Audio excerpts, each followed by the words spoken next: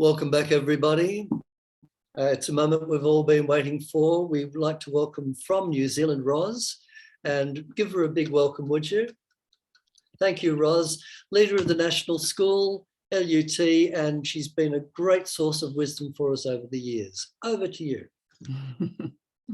Thank you, Bill. And, I must say, it's such a delight to come into this vibrant community. In the chat beforehand, it feels like, oh, such a welcoming, such an awesome feel to it. So you are blessed, I reckon. And, what a beautiful way to start this time together. Yeah, so we're going to be looking at slippery, and you're going to laugh when I say this, fish. I'm not saying fish, I'm saying fish, trying to say fish. When after my years of living in Australia, my ear did get attuned to the different vowel sounds. And so when I came back to New Zealand, I was really surprised one day when a friend of mine had put a roast in the oven, a roast chicken, chook. And she said to her children as she was leaving the house, so put some chops in with that. Remember to put the chops in. And I was thinking, why would you put chops in with chicken? And because I was hearing, actually, she was saying chips. Can you hear the difference now? I thought she was saying chops, but she was saying chips. So I know that, when you listen to my accent, you sometimes hear me say things and you're thinking, what did she say? So you can always go, what did you say? Get me to repeat something if need be.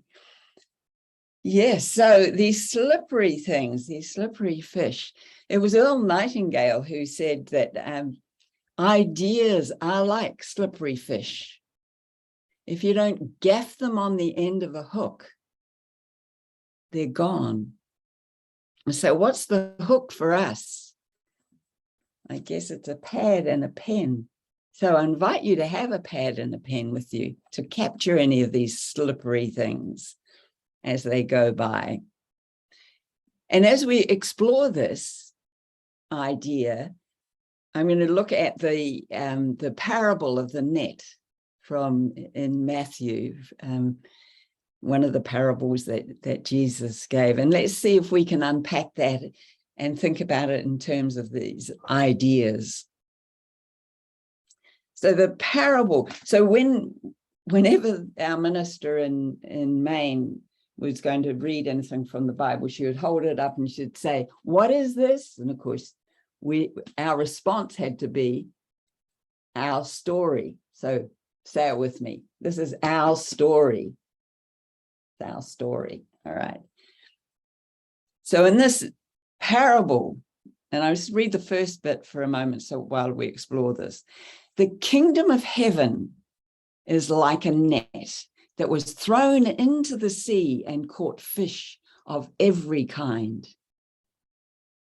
The kingdom of heaven is like a net that was thrown into the sea and caught fish of every kind. And Charles Fillmore says, our mind is like that net. Our mind catches ideas of every kind. And unless we then do something with them, we can have all sorts of things running around on our minds. So what I'm going to do, and if you do have a pen and paper, that's what I want to say, pen and paper, you might want to capture some of these. What are the ones that mean something to you, ideas that you would want to catch? And I'm going to throw a whole lot at them, just see if there's something that you want to grab. So you too can be prosperous. Oh, I'm too old for this. I serve for the joy of serving, and prosperity flows to me and through me. Turn the great energy of your thinking on ideas of plenty, and you shall have plenty. There's no lack or limitation in the universe or in my life. I can't see how I can do any of this. I know I can multiply my results. You're a child of God. Therefore, you do not inherit sickness. Oh, life is hard. I wonder what we'll have for lunch. Did anyone remember to turn off the coffee pot? You're a child of God. You do not inherit poverty. Oh, I can't afford to do that. I'd really like a new car, but I can't afford to buy. Oh, what if we had an extra $10,000 in the bank account? There's no lack or limitation anywhere in my life. I always have plenty to spare and to share. There's no greed in me. The entire universe loves me, serves me, and nurtures me and wants me to win. I choose to live in trust. Oh, I already know all this stuff. I've done all this stuff before. Money comes to me easily and effortlessly. Money comes to me for me to use in whatever way I choose. I'm successful in everything I undertake. I'm afraid I won't be successful. I arise in the morning filled with energy, radiance, and a power to accomplish whatever I find to do. I'm well, strong, vital. I fairly sizzle with zeal. I've had to get that in.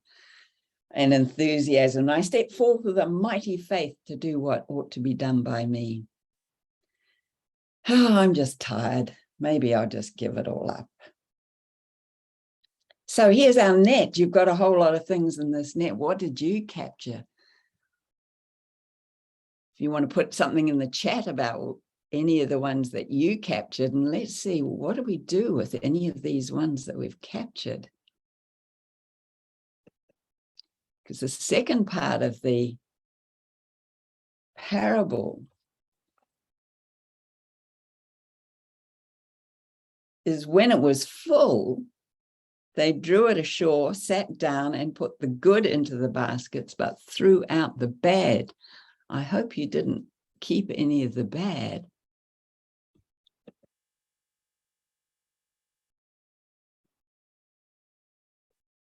One of the ones that I threw in there was, you're a child of God. You do not inherit sickness. I'm strong and vital. Yes, the universe serves me, loves me. Child of God, do not inherit poverty. Always have plenty to share. Great, great. So these, you've captured some of the good ideas and not the bad ones. Think about that idea, that Myrtle. She captured it, didn't she, at that lecture? I am a child of God, therefore I do not inherit sickness. Charles didn't. He didn't even remember that. Don't you find that significant? That for him, it just went whoosh over his head. But for Myrtle, it landed. And, he was as keen for her to be well as she was. So this is what is so important about these ideas. They might start off, sometimes we don't even hear them, all right? The idea just gone. Our mind or our net that doesn't seem to be wide enough to capture it. But we do then have to go through that process of whatever is in the net, whatever we've captured, we have to go through and discern. So what is it that I should keep here? What is it I should throw out? It's that process of making the judgment or using our power of wisdom to discern what is good to keep and what is things to be thrown out. What do we eliminate using that power? So they sat down and put the good in baskets, but threw out the bad. So that's our second part of this. Captured all these things, we throw out what we don't, what's not going to serve us. And I'm thinking also about that idea of, there's one idea that I threw in there, and I don't know whether anyone captured that one, was, what if we had an extra $1,000 or $10,000 in our bank account? Because I'm reminded of the story of Katie and Gay Hendricks, who have this huge foundation in the US, and they work with people about conscious loving, conscious living, but they started off as rather poverty-stricken professors working in a university and juggling at the end of every month, juggling about how they were going to pay their bills. And Gay Hendricks describes how he was on his cycle, his stationary cycle one day, and it's the end of the month, and he's going, nah, we're not going to be able to have to pay all our bills. We might have to shift some money from here into there, and then we can pay that, but we won't be able to pay that one. And it was always a matter of juggling things and never ever having quite enough. And he had this thought, again, ideas, had this thought about, I've had this conversation every month for my adult life at this time of the month. And he said, I think I've heard this conversation that my parents had all my life. And he suddenly had this new thought, this new idea popped into his head. What if we had an extra $1,000 in our bank account come the end of the month? And he got really excited about that idea, just an idea. He could have dismissed it. How's that going to happen? But he jumped off the cycle and he ran to his wife and said, how about if we have this extra $1,000 in our bank account? And she loved the idea too. And so what they did then was they went around sort of practicing, putting it on, if you like. Well, if we had an extra $1,000, we could actually dine in this restaurant instead of having to just get, food from the takeaway or down the cafe. Oh, if I had this extra $1,000, maybe we could do. So they started to play with it. And what I love about that is it puts you in a mindset. So I'm thinking, imagine if an organization did that. Or imagine if we had an extra $10,000 in our bank account. What could we do with it? That was actually one of the ways that I worked with when I started doing the work with UNS, is just imagine if we have extra money in that bank account. Because when we started, we really had very little to play with. In fact, we had to raid. When I first came down to Melbourne, do you remember when I came down there in 2016, I think it was? Yeah. And we did an intensive week with the group there. And we had to actually take some money out of a long-term investment to make that trip happen, because we really had no money to play with in that account. But I had this idea, what if we had this amount of money? How awesome would it be then the facilitators would be able to get some great love offerings, and we'd be able to support students if they wanted to carry on with their studies. Well, that's what we've been doing over the last 5 years. And, when we went from nothing, and then one year we actually had an income, I think it was around 36,000. It was like, oh, that's awesome. From when you've got nothing, that looks like a huge amount. And what I love about that, so usually when we set a goal, it's like, oh, how are we going to get there?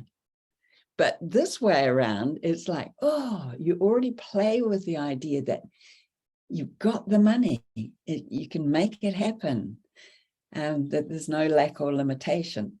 So that's one of the ways of working with these ideas, because you can't just, having caught the fish, hope it sounded like one of these things. You don't just let them die, do you? You don't just put them in the basket and then walk away. There's something you have to do with them, right? If you're going to eat them that night, then they need some preparation. If you're going to not eat them that night, then you've got to put them somewhere where they're not going to spoil. So think about that with ideas. you get an idea, you can't just put it to one side. Oh, well, that was an idea, but I'm not going to do anything with it. And then it sits. It gets no power, does it?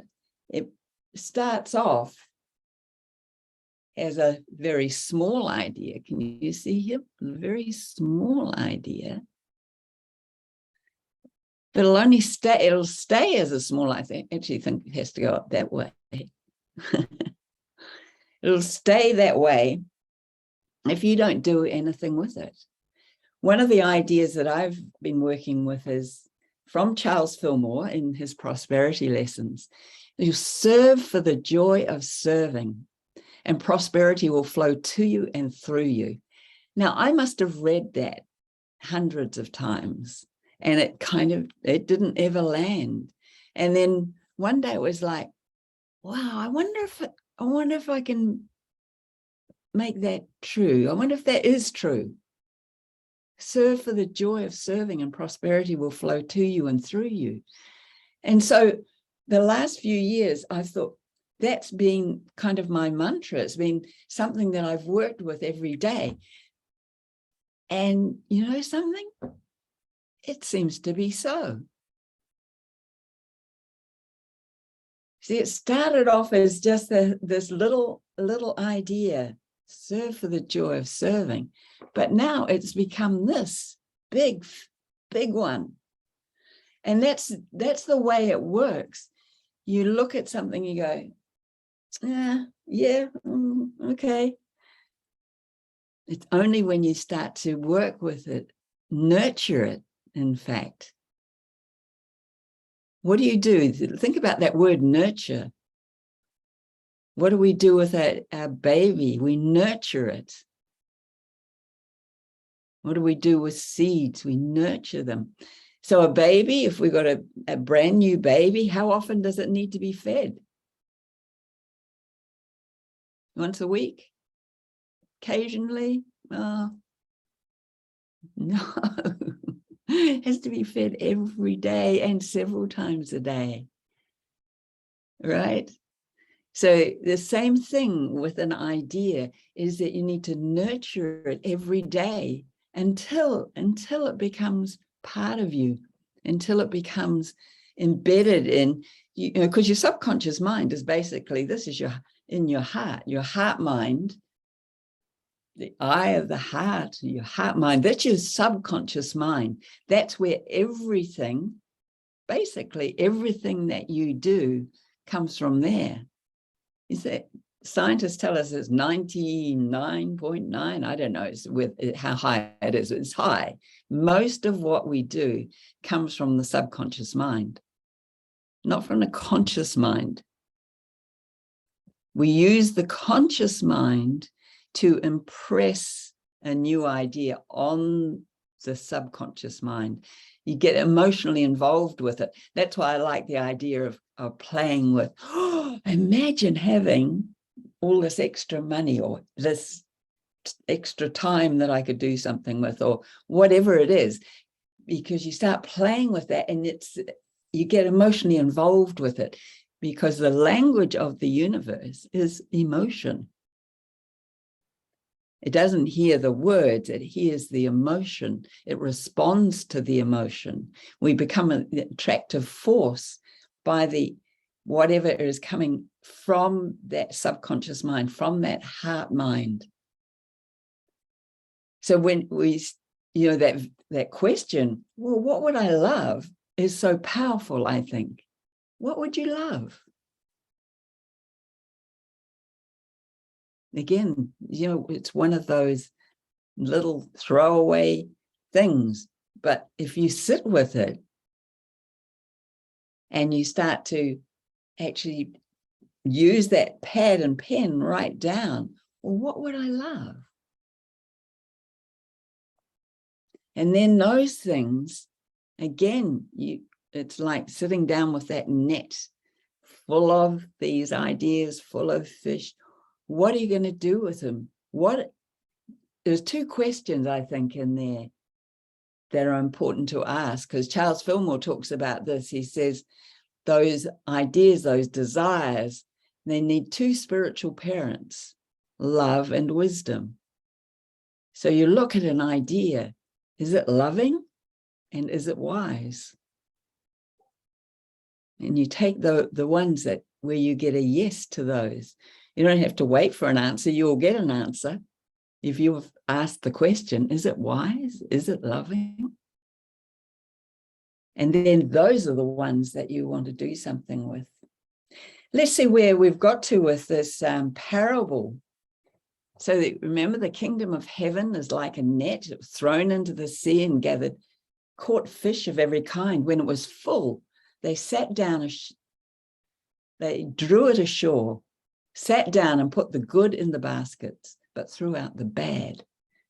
Now, here comes the next bit of this parable. So it will be at the end of the age. So it will be at the end of the age. What's he talking about there? So it will be at the end of the age. Sans Turner, what's her other name? Forgetting, Turner. So she did the whole thing. Your Hope of Glory is one of her books where she goes through the whole of the New Testament, looks at everything that's written in there and does a little interpretation. She says, at the end of some phase of our own experience, so it will be at the end of the age. So think about it in terms of your own, we're always progressing, aren't we? Always moving from this phase to the next phase to our experiences. And everything has its own germination time and its own end point. So we move into the next point of experience. The angels, so this is the next bit of the parable. The angels will come out and separate the evil from the righteous and throw them into the furnace of fire. Oh, to like that, there's an image for you. The angels will come out and separate the evil from the righteous and throw them into the furnace of fire. So what are the angels? What do we know about angels? When you ask for guidance, when you ask for some direction, we get some idea, or a book might suddenly fall into our hands, or we might see something across our TV screen. They come in ideas, don't they? They're divine ideas, angels. The evil from the righteous. So the ideas, these divine ideas will overcome the ones that are not serving us. So even though we might have separated the good from the bad, we still have to do some work to make sure we throw them into and through this process of asking for guidance, you're throwing them into that furnace of fire. Gone, burn them up. But then there's the little kicker at the end of this parable, where there will be weeping and gnashing of teeth. Oh, weeping and gnashing of teeth. What's that about? What is that about? Well, Turner says it's because our old beliefs do not let go without protest. Our old beliefs do not let go without protest. So think about our work in unity. Why do we do denials and affirmations?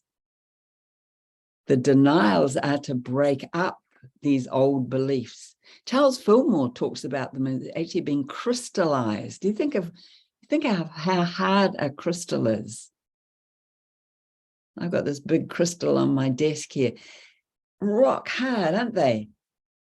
You don't break up a crystal very easily. Our old beliefs can be like that.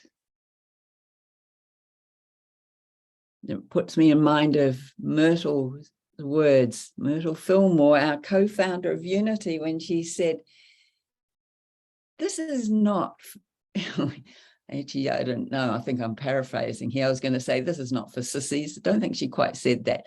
But she said, this is hard mental work. You know, it's not flim-flam. This is stuff. You take an idea, you've got to work with it. And you break up those old beliefs because they're ruling your life until you've, through repetition, got this new belief within. All right, so the weeping and gnashing of teeth, let's give them up. You know, you only need one great idea to work with. Adler said, I am grateful for the idea that has used me. I am grateful for the idea that has used me. I love that. I'm grateful for the idea that has used me. I hope you're grateful for the ideas that are using you. God bless. Thank you.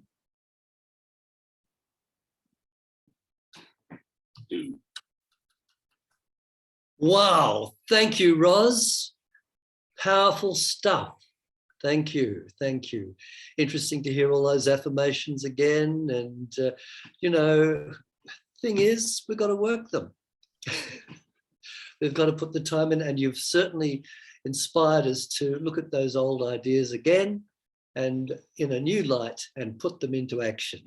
Would you thank Ros once again? That was really wonderful. Thank you. Thank you. Thank All you. right, well, let's have a song. This is from